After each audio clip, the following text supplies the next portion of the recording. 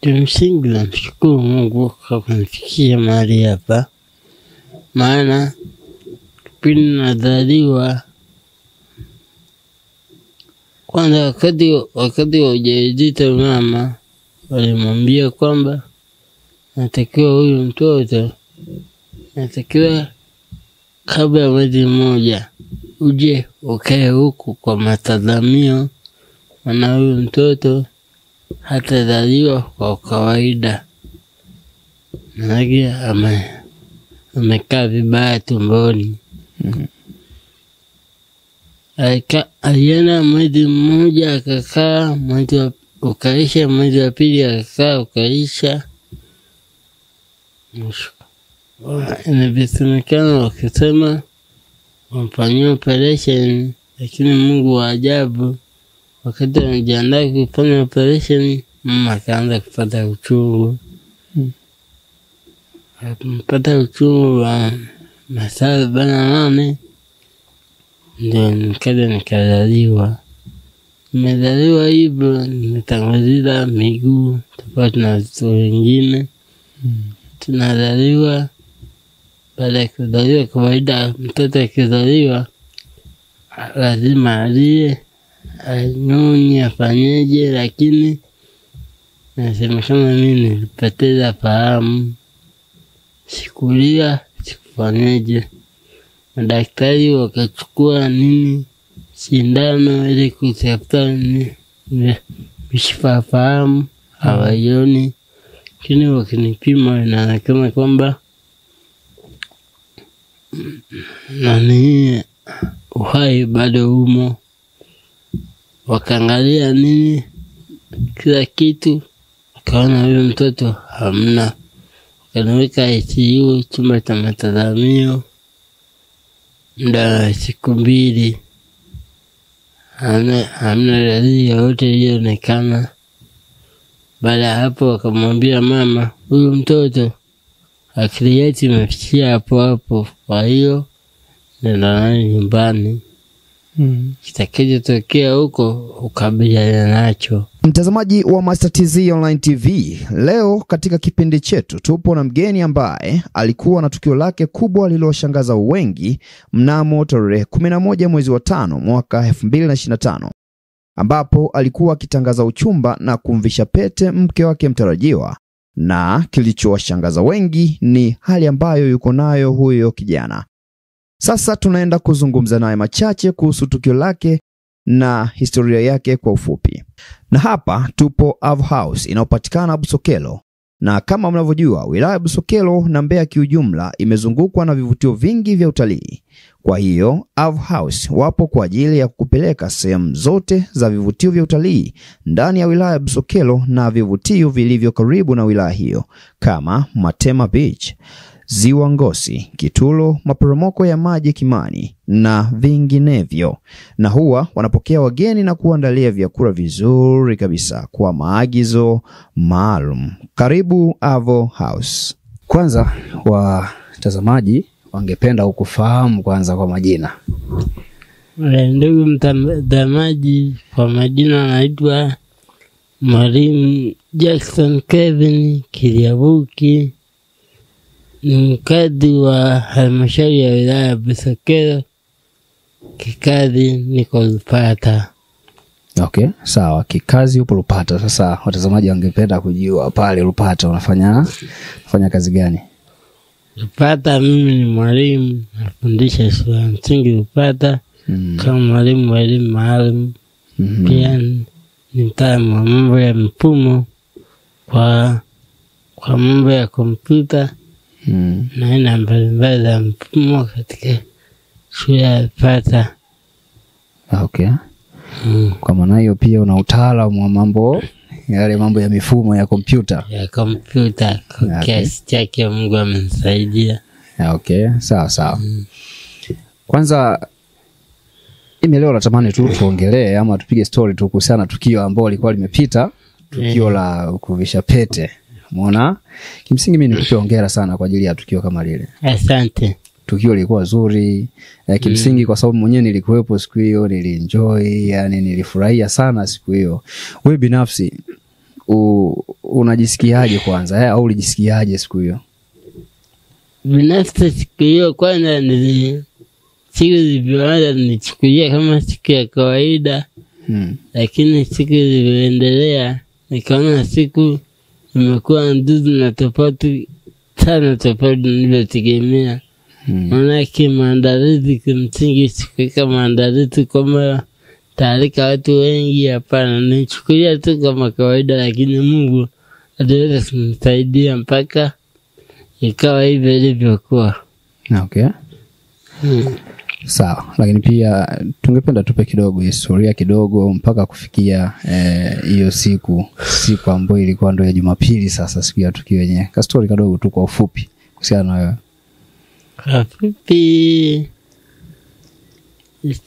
Kwa ufupi ni kwamba mpaka kufikia siku hiyo tulikuwa maandalizi yalifanyika kwamba kutoa taarifa sehemu ambayo tulikuwa tumeenda kama kutoa posa. Tulikubaliwa, namshukuru Mungu nilipeleka barua ilikubaliwa na hamna kipingamizi chochote. Namshukuru Mungu wakati napeleka mahali walinipokea, nikakamilisha kila kitu. Na baada ya hapo ndio maandalizi ya kuvishana pete yakaendelea. Ni shoti, sikutegemea kama itafanyika vile, maana kila kitu kwangu ni neema ya Mungu. Okay. Sawa. Ni changamoto gani ambayo ulipitia katika hizo harakati za kwenda kutoa posa au kabla ya kwenda kutoa posa? Kwa changamoto zote ambazo ulipitia labda? Kwa kuwa kila kitu nilichokuwa nafanya nilikuwa namshirikisha Mungu. Sikuona changamoto yoyote, maana tukisema kwamba changamoto haikutokea, tunamshukuru Mungu. Mungu alikuwa pande wetu. Okay, sawa. Wewe ni mkazi wa Busokelo, mkoa wa Mbeya. Vipi, posa ulienda kutoa mkoa gani, au ni mkoa wa Mbeya huu? Hapana, posa sio posa tu kwamba mwanamke kwanza ni wa Njombe. Kwa hiyo posa tuliona historia Njombe ambayo ndio ukwena kwa mwanamke. Okay. Kumbe ulisafiri umbali kidogo. Ulivuka mkoa. Nasema tulivuka mipaka. Mlivuka mipaka. Sasa, mimi nikupe hongera sana. Asante. Hongera sana. Hongera. Njombe umewahi kaa kule au ndo ilikuwa mara yako ya kwanza kufika Njombe? Njombe sijaweka hata siku moja. Isipokuwa tu napita kikazi. Kipindi hicho kabla sijaja huko Busokelo nilikuwa naenda kikazi, natoka naenda hivi natoka, kwa hiyo nilikuwa nikupita tu. Sawa. Watazamaji pia wangependa kujua mchumba wako sasa, yeye anaitwa nani majina? Mchumba wangu anaitwa Lucy Peter Pera. Lucy Peter Pera. Okay, sawa. Yeye Busokelo au mkoa Mbeya, yeye amewahi fika au ndo naye ilikuwa mara ya kwanza kufika siku hiyo? Yeye amewahi fika. Akakaa kidogo kama mwaka mmoja ndio akarudi. Alikaa mwaka mmoja. Kwa maana hiyo kumbe naye ni mwenyeji kidogo huku. Mwenyeji anajua mazingira huku. Okay. Sawa. Kwa kumbe inawezekana katika mazingira ilikuwa Busokelo. Nilikutana Busokelo. Ndio huko. Kwa Mungu atukutanisha. Mungu ni mwema. Amina. Mungu ni mwema sana. Hongera sana. Hongera sana. Lakini kimsingi kama nilivyosema hapo awali, tukio lilikuwa nzuri sana na watu walikuwa na furaha siku hiyo. Watu walifurahia sana. Mimi sasa kama Elieza kutoka Master TZ siku hiyo, sasa siku ya tukio yenyewe kimsingi nilikuwa nimekaa pale. Nikawaza siku hiyo nikasema ndugu yangu, hivi kwa nini kwanza uliamua ukacheza ile nyimbo Ile nyimbo ya Mungu ni mmoja tu. Wakati kianza kufikiri, mimi nilikuwa nategemea kwamba kuna nyimbo itoplay ile nyingine tofauti ambayo imechangamka nini vitu kama, lakini ukatuplay ile nyimbo kwanza siku ile. Ya kana nielezea kwa nini ile nyimbo. Mungu ni mmoja tu. Wakati wamenipa option ya kuchagua nyimbo, nilikuwa nikichagua kila wimbo na goma, lakini ile wimbo mara ya kwanza kusikia kulikuwa na situation fulani napitia za kawaida, lakini niliposikia ule wimbo ukani-inspire. Ule wimbo yaani kibinafsi tunatia moyo kwamba sio kwamba Mungu ni wa mtu mmoja au Mungu anaweza akamsaidia mtu mmoja. Mungu alipokuwa anamuumba mtu alikuwa anamjua, na hajamuumba mtu kwa bahati mbaya. Kwamba ati Mungu anamuumba mtu afa anamwacha. Hapana. Ya Mungu, kila mtu Mungu ana makusudi yake kwa kila mtu kwa jinsi alivyomuumba. Kwa hiyo ukifuatilia ule wimbo, unapokuwa unamkosea Mungu kwa jambo lolote, kumbuka kwamba kuna siku Mungu atakuja akuulize kitu hicho kuweka ndani mwako. Okay, sawa. Sema ume kidogo, kuna kitu umekiruka kidogo tu. Sema kuna kipindi ulikuwa unaisikiza hiyo nyimbo, kuna alimoji, kuna hali fulani ulikuwa unaipitia. Ndio changamoto, hali gani ulikuwa unaipitia mpaka ukasema hii nyimbo hii kweli imenigusa? Nikwambia. Yaani kuna kipindi wakati tuko kwenye nani, sasa umbali wa kikazi na jinsi ambavyo mko kwenye mahusiano na mtu, afya yuko mbali na wewe yuko mbali, na hicho kwamba nakata tamaa. Wakati ukata tamaa sasa, nakuja Mungu anakuja anakuwekea wepesi, unapata tumaini kulingana na siku zinazokuja kusogea. Kwa hiyo wakati nakata tamaa hivyo, nikakutana na ule wimbo, nikisikiliza na inspire na nitia nguvu. Hata kama nikimuomba Mungu naona tumaini. Kwa hiyo kufikia mpaka ile siku nikakumbuka vitu vingi. Nilipoweka ule wimbo tutegemea kwamba wakati wa tukio nitatoa machozi, lakini nikumbuka vitu vingi sana nikatoa machozi. Kila mtu anasema mtu kakata tamaa, hapana. Nimeshaje ya kumshukuru Mungu. Kumbuka nini? Kimsingi kweli na wengine sisi ambao tulikuwa naangalia ulitutoa machozi siku ile. Tukawaza tukasema sasa siku hiyo leo ulitutoa, japo yalikuwa machozi ya furaha kimsingi wengine. Toa machozi ile ya furaha. Umeona? Ulikumbuka nini mpaka ukajikuta Sidawe nilivyo hapa mtu kubaida wewe hivyo ni neema ya Mungu. Okay. Sawa. Hongera sana Jackson. Asante. Vipi wazazi upo nao, unaishi nao huko? Naishi na wazazi. Baba na mama wapo. Na neno gani la kuambia? Kwa sababu kufikia mpaka hatua hiyo, maana yake wazazi wako nyuma yako yani. Wanakutia nguvu, wanakupa moyo. Una neno gani sasa umepata nafasi ya kuambia wazazi wako sasa kwamba bwana maneno kuambia wazazi ni mengi mno. Kwanza namshukuru Mungu kwa kunipa wazazi wangu wenye upendo. Hawakunikatia tamaa. Wakati ambapo nilikuwa najibidisha tiko kutafuta ambacho Mungu amenijalia kukifikia, hawakunionea huruma kwamba usifanye hivi hautaweza, hapana. Nilikuwa nikijaribu, nikishindwa wananitia moyo, wananitia nguvu. Wakati niko mbali wananiombea. Namshukuru Mungu. Naomba Mungu azidi kuwalinda na kuwatetea na kuwapigania. Namshukuru Mungu, wote wanamjua Mungu na wanamtumikia Mungu. Baba ni mchungaji wa TAG Ruangwa Busokelo. Pia ni makamu wa askofu wa jimbo la Kyela. Okay. Nishukuru Mungu kwa kunipa wazazi wanaomjua Mungu. Okay.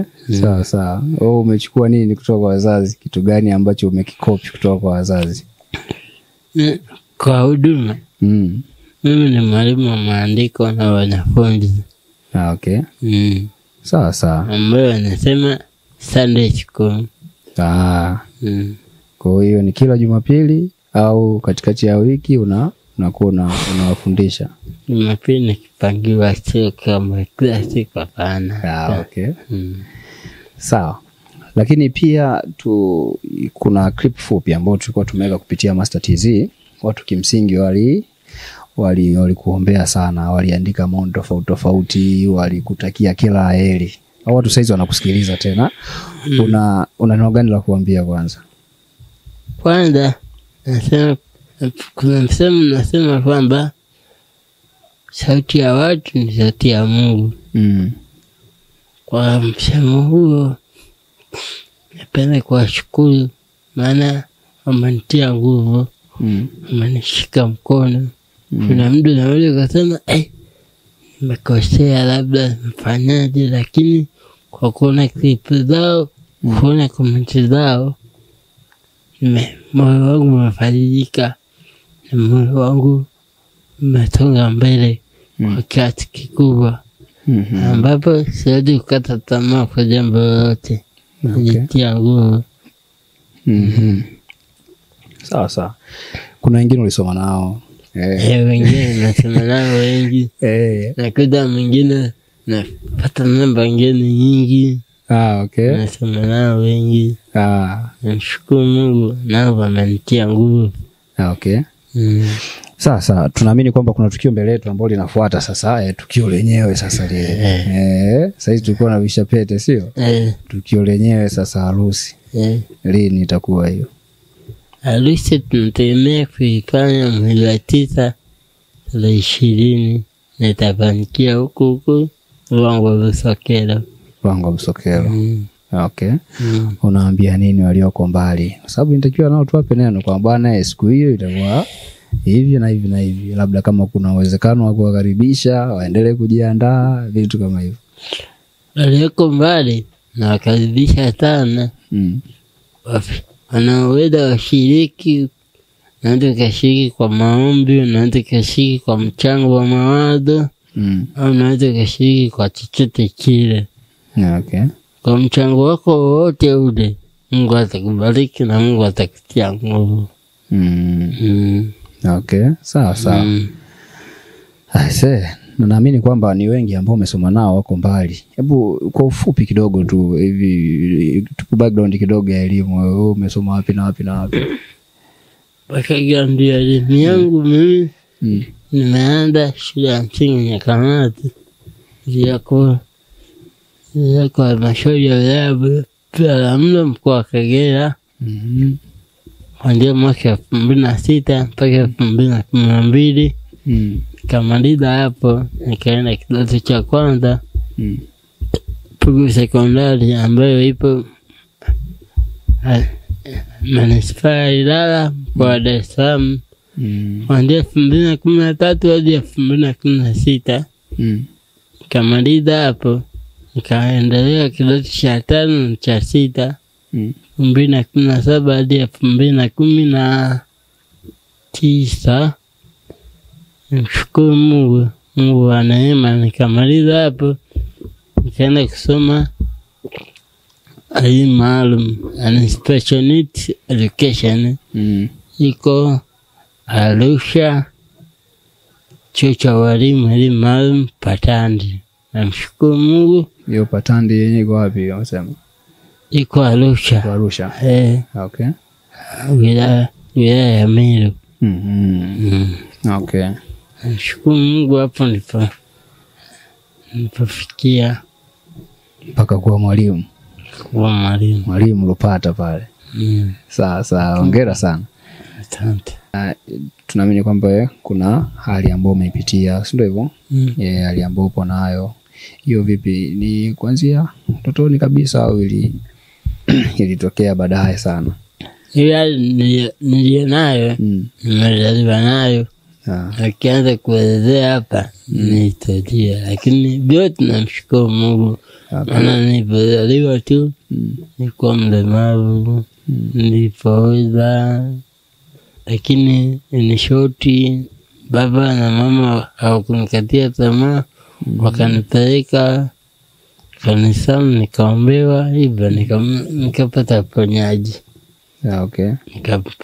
Nikapata ponyaji, manake nikapona. Manake hata kuwa hivi neema, sijiti kuwa hivi, namshukuru Mungu. Kupitia ushuhuda watu wanapona. Jackson, tulikuwa tunaomba sasa tupe kidogo historia yako sasa, kutoka kuzaliwa kwako, labda mazingira gani ambayo umepitia mpaka kufikia level hiyo, kama ulivyosema kwamba kimsingi ni uponyaji wa Mungu tu. Kwa sasa tulikuwa tunapenda watu wakombolewe kupitia ushuhuda wako kidogo, ama historia yako ilivyokuwa kutoka kuzaliwa kwako. Kimsingi namshukuru Mungu kwa kunifikia mahali hapa. Maana kipindi nazaliwa, kwanza wakati wa ujauzito mama walimwambia kwamba natakiwa huyu mtoto, natakiwa kabla ya mwezi mmoja uje ukae huku kwa matazamio, maana huyu mtoto hatazaliwa kwa kawaida. Manake amekaa vibaya tumboni. Alienda mwezi mmoja akakaa, ukaisha, mwezi wa pili akakaa, ukaisha. Inavisemekana wakisema wamfanyia operation, lakini Mungu wa ajabu, wakati wanajiandaa kufanya operation, mama akaanza kupata uchungu. Mpata uchungu wa masaa 48, ndio nikazaliwa. Nimezaliwa hivyo, nimetanguliza miguu tofauti na watoto wengine. Tunazaliwa, baada ya kuzaliwa kawaida, mtoto akizaliwa lazima alie, anyonye, afanyeje, lakini nasema kama mimi nilipoteza fahamu. Sikulia, sikufanyeje. Madaktari wakachukua sindano ili kutafuta mishipa fahamu, hawaioni. Lakini wakinipima inaonekana kwamba uhai bado umo. Wakaangalia kila kitu, wakaona huyo mtoto hamna. Wakaniweka ICU, chumba cha matazamio, muda wa siku 2. Hamna dalili yoyote ilionekana. Baada ya hapo wakamwambia mama, huyu mtoto akili yake imefikia hapo, kwa hiyo nenda naye nyumbani. Kitakachotokea huko ukabiliana nacho. Daktari sasa. Namshukuru Mungu, mama akaenda na mimi nyumbani, lakini wakati niko nyumbani sikuweza kunyonya, sikuweza kufanyaje wala kutumia chakula chochote, maana milango ya fahamu ilikuwa hajapata fahamu vizuri. Namshukuru Mungu, watu wengi wakaja wananiona pale nyumbani, wanamuona mama, wanamwambia vitu vingi. Mara huyu mtoto si riziki, labda huyu mtoto mmemfanyia ushirikina, labda mmemtoa kafara. Vitu vingi waliambiwa wazazi, mpaka muda mwingine ukoo ukawatenga wazazi sababu ya hali yangu. Namshukuru Mungu, Mungu ana watu wengi na Mungu ana njia nyingi. Alikuwepo shangazi yangu, alikuwa ameokoka, akaja akamwambia mama, kwa Mungu yote yanawezekana, naomba mpeleke yule mtoto mpeke mtoto kwa walokole, wakamwombea labda atapokea uponyaji. Mama kasema kweli. Mama kaja kamwambia baba kamwambia nenda na huko kajaribu. Mama akanichukua kanipeleka kwa mchungaji akamwelezea kila kitu. Mchungaji kasema mnaamini anapona? Mama kasema tamwamini Mungu atapona. Mama mchungaji akawaita wale kanisa, kanaweka mchumba maalum, wakaniombea. Wakati wananiombea, mama anasema ikashuka kama nguvu ya Roho Mtakatifu. Ikaja juu yangu, mimi nikaanza kulia kwa sauti kubwa. Wewe au mama? Manake kabla yake nilikuwa sina uwezo wa kulia, kunyonya, wala kufanya kitu chochote. Lakini kuanzia muda ule mchungaji anaomba, nikawa nalia kwa nguvu kubwa. Wakati nalia hivyo, mama naye akaanza kulia, kila mtu akaogopa, ikawa tafaruku kufishani imekuwaje. Namshukuru Mungu kuanzia hapo ufahamu kafunguka. Namshukuru Mungu nikapokea ufahamu. Lakini kwa pale zile neva ndogo zikaanza kutiwa nguvu. Ufahamu nakuja, nikaanza kujua huyu nani. Japo nilikuwa sina uwezo wa kuongea, lakini mama akinifanyisha ishara yoyote natambua, naonyesha tabasamu na vitu kama hivyo. Na hapo nikaanza kunyonya. Hapo ilikuwa imefika mwaka mmoja, ambavyo tofauti na watoto wengine. Nikamaliza hapo. Wakati najifunza kukaa nyumbani, walichimba shimo kubwa. Babangu mdogo alichimba shimo kubwa, akatumbukiza boksi. Nakaa mle kwamba nikae angalau nizoee kukaa, maana hata mishipa ilikuwa legelege. Nakaa mle.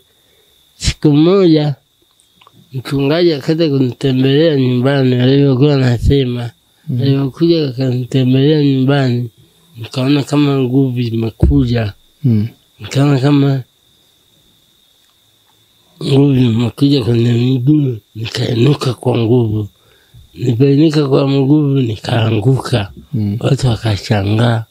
Nilianguka hivyo, mchungaji akaja akanishika mkono, kaanza kunitembeza kwa jina la Yesu. Natembea kidogo kwa jina la Yesu, natembea. Kuanzia hapo. Na hapo ilikuwa ni baada ya muda gani? Miaka mitatu hapo. Kuanzia hapo nikaanza kutembea, wakininyosha miguu, nanyuka kidogo. Kuna siku mama akasema anikande na maji ya moto, maana miguu ilikuwa hana nguvu. Anikanda na maji ya moto. Asubuhi nikajikuta miguu imevimba. Wakasema waweze kumkanda hivyo, tumia maombi. Namshukuru Mungu kwa jinsi ninavyokuwa naombewa, nafanyaje, Mungu ananitia nguvu. Namshukuru Mungu. Nilipoenda hivyo, ilipofika kama miaka 8, ufahamu kaja vizuri kabisa. Ukiniuliza kitu na kujibu kwa sahihi, na jibu hivyo. Hapo tumaini. Watu wakasema, kwanza huyu atasoma shule kweli na hali yake hivi? Watoto wakakata tamaa, wakasema tujaribu, labda atafanikiwa huko. Tukaenda huko, wakanipeleka shule pale Nyakanazi, shule ya msingi. Nashukuru Mungu nikaanza shule, fahamu kidogo. Walikuwa wanasema madarasa ya juu ni madarasa yenye changamoto, lakini namshukuru Mungu nilifanya vizuri. Mitihani yangu yote nikafanya vizuri, nikaendelea. Na kwa hali yangu sikuwa na hofu ya kuchangamana na wengine. Maana Mungu ashafanya maajabu yake. Maana kama angeniponya kabisa singekuwepo ushuhuda wote, lakini Mungu ameniweka hivi kwa makusudi. Namshukuru Mungu kwa hilo. Okay, sawa. Vipi sasa ujaipata changamoto zote zile kwa wazazi au kuna ulichokisikia kuhusiana na wazazi kipindi hicho katika malezi? Unajua kuna changamoto sana kwenye malezi. Unaweza kukuta kuna wakati mama labda alijikatia tamaa au baba, vitu kama hivyo. Je,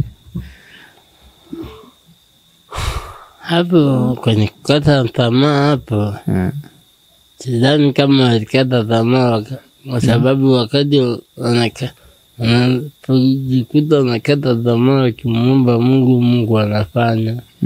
Kwa mfano kuna kipindi unakuta unaenda kwenye mtihani, hali yako mama anakwambia kweli utaweza, namwambia mama muombe Mungu.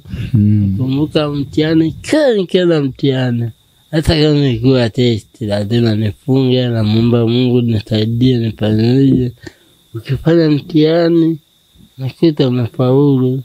Kwa hiyo yale vile vitu ambavyo nilikuwa navionyesha kwao ndio ilikuwa matumaini yangu kwamba kumbe Mungu anaweza. Okay, sawa. Mimi nikupe hongera sana, lakini pia jambo la kumsifu Mungu kwa ukuu aliofanya. Amina. Mungu ni mwema sana. Amina. Okay, sawa. Mimi nikushukuru sana kwa ajili ya muda wako, pia wakati wako.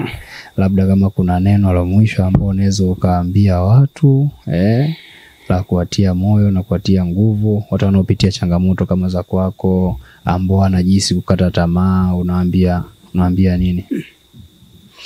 Mimi kupitia mambo ambayo niliyopitia na jinsi ambavyo namwelewa Mungu katika maisha yangu, mtu yoyote asikudanganye kwamba sijui ufanye hivi utafanya hivi. Hapana, wewe muamini Mungu, mwachie Mungu, Mungu atafanya.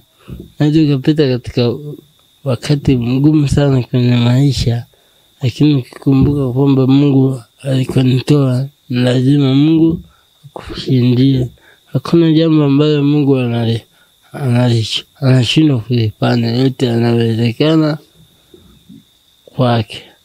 Pia unapokuwa unafanya kitu chochote, weka bidii, usijikatie tamaa kwamba naweza kufanya hivi. Hapana, weka bidii, mwambie Mungu atafanya.